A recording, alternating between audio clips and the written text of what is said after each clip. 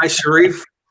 Hi, Dominic. How are you? I'm doing well. He's the let I'm me a doctor today. the doctor. Yes, you've been elevated to doctor mode. Well, we could make you, the patient, but I'm more like the patient. Okay. I need an operation, doc. So tell me what your complaints are. What are your feelings? Money. Yeah, I I had a guess everybody's. I had this great insight this morning, and I was Hmm. looking at, okay, so where am I going to post in the any of the hubs? And I flipped through, and then we have a money hub, by the way, for people that are knowledgeable about investing and why buy gold and all this other stuff, right?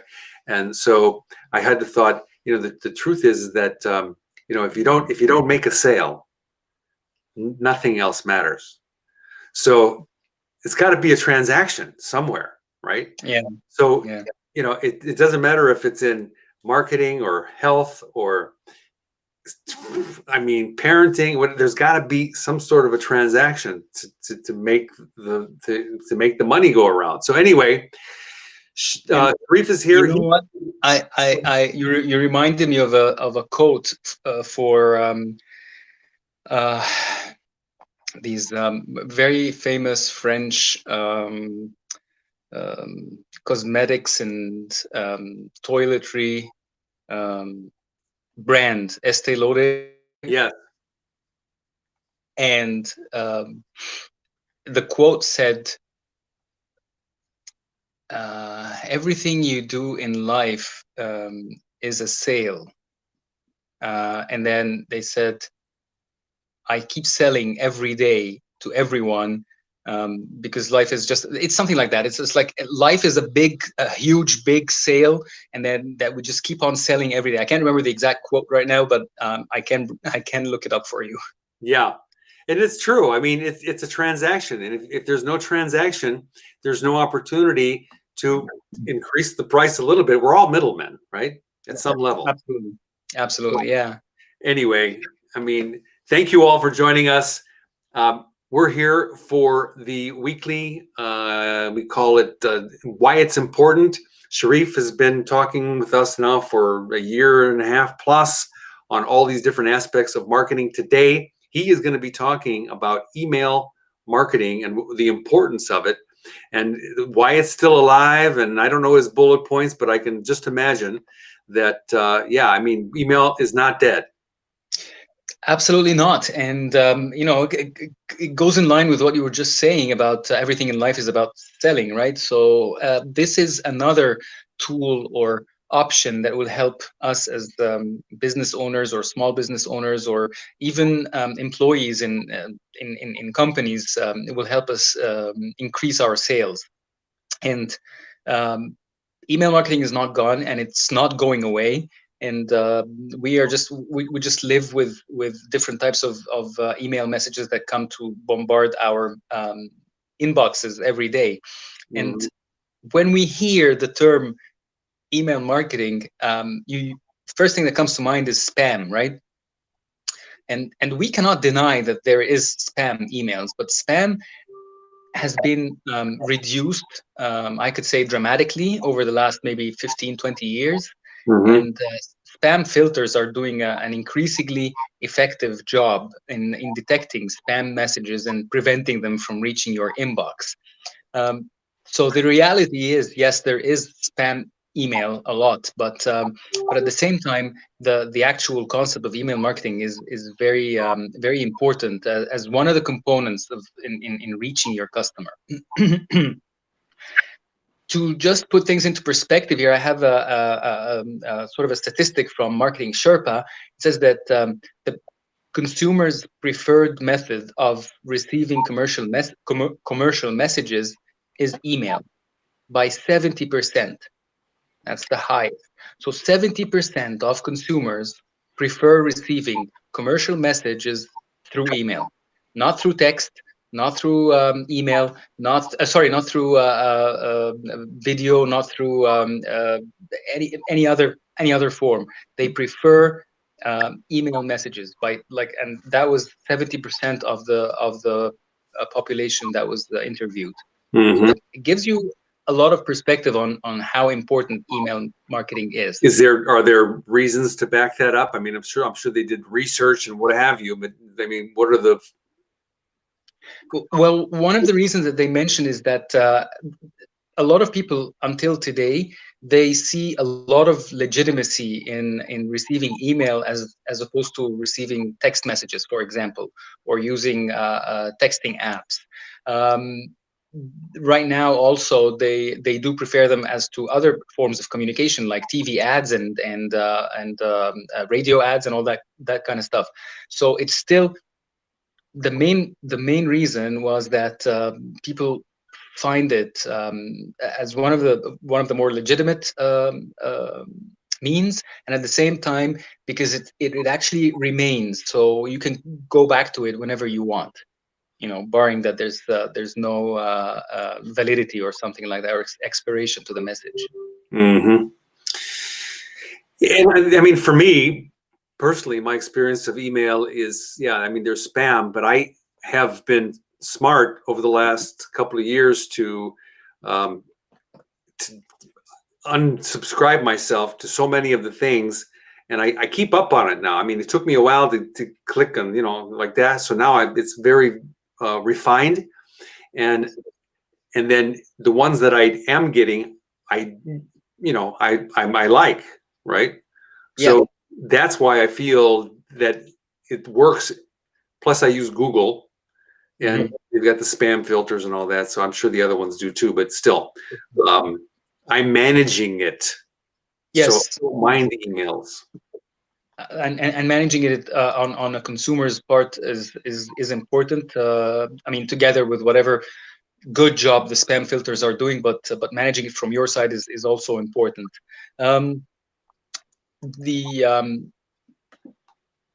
Having said that, and you said the unsubscribe thing, so that is actually one part of an email marketing component.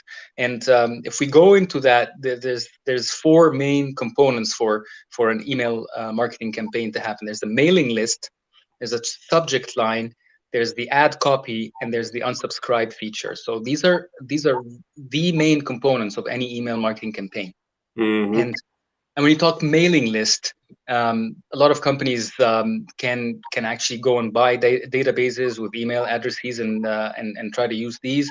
But I mean, the most legitimate or most effective means of collecting email addresses and making your own email list is through your actual customers and having them consent to that you will be sending them email messages.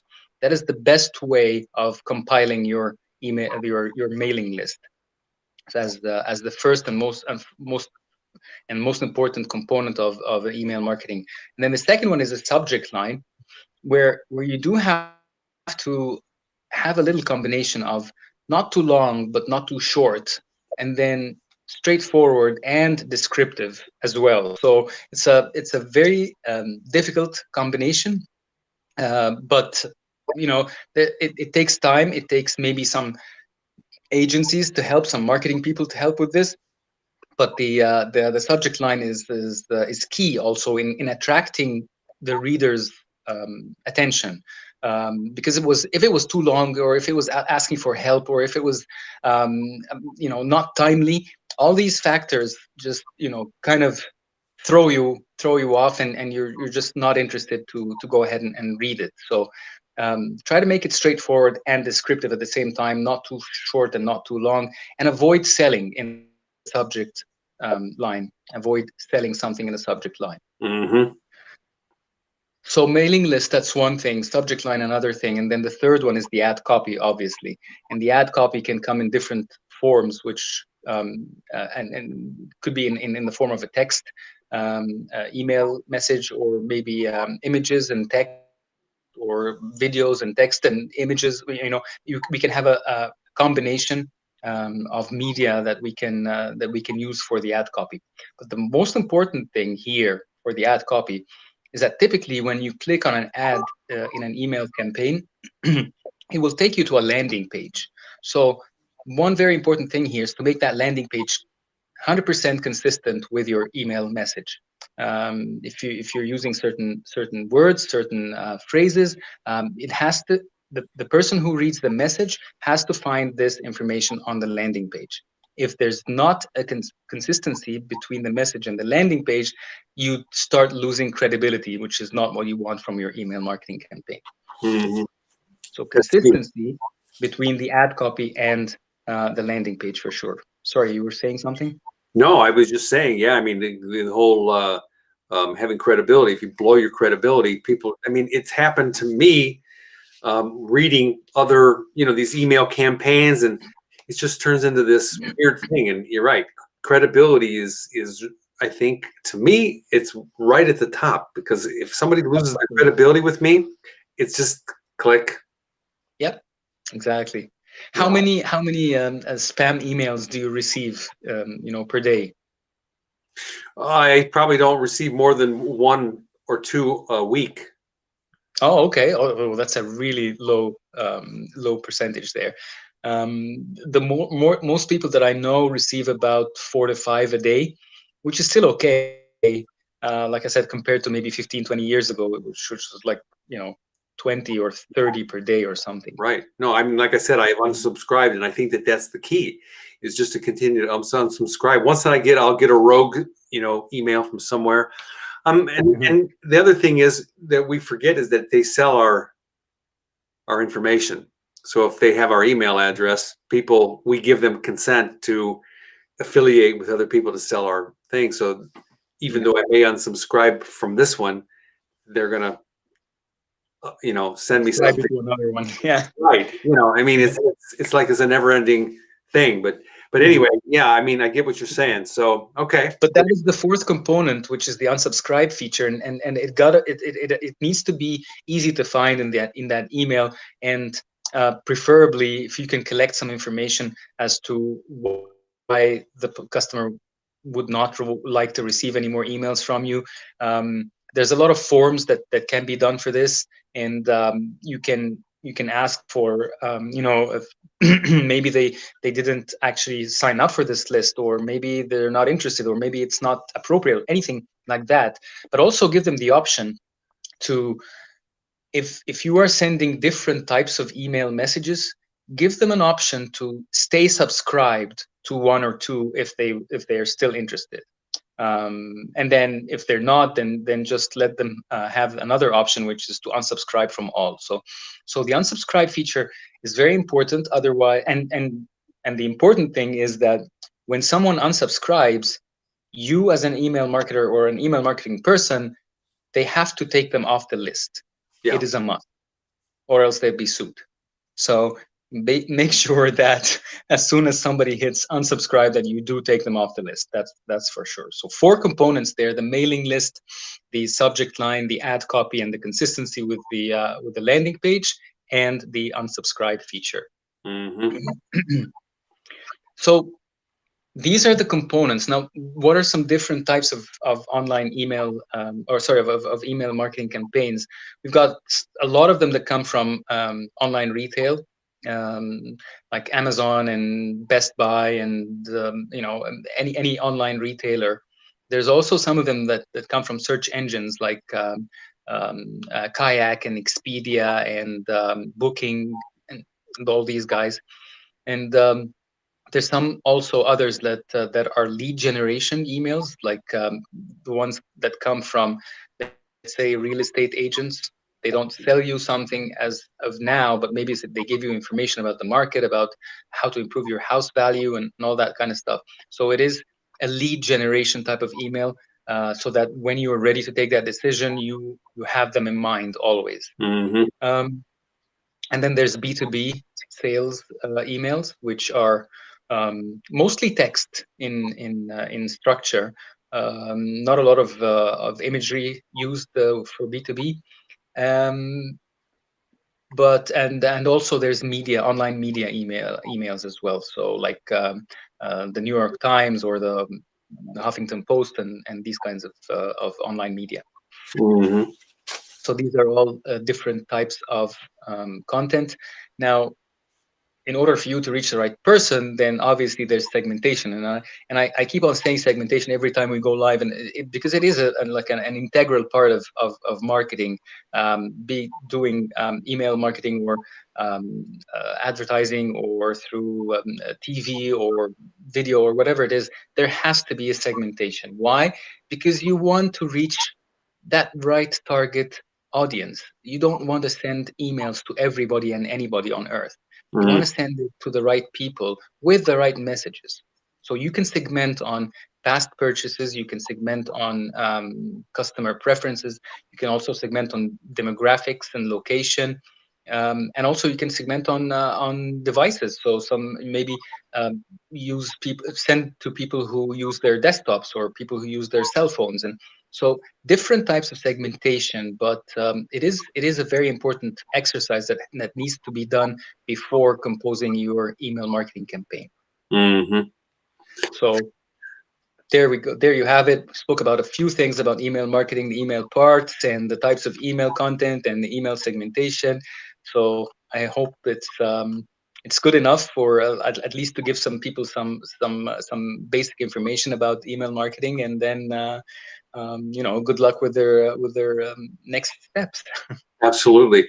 Well, I mean, I think that, in terms of the importance of email marketing, it's still alive and well.